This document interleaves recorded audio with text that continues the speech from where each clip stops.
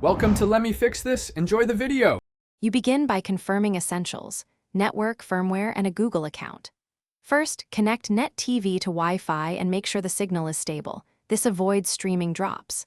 Once done, update the TV system and the Google app so features match your phone.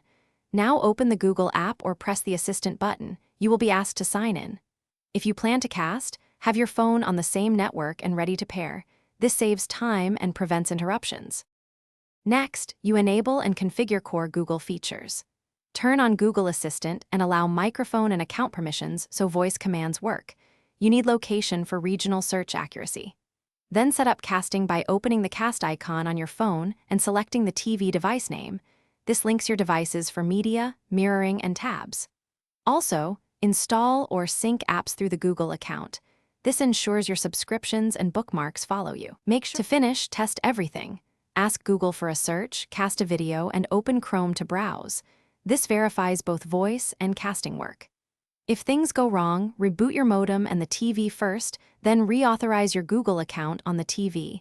Many issues are authentication or network related.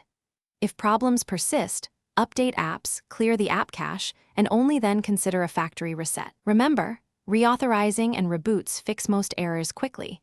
Use resets as a last resort.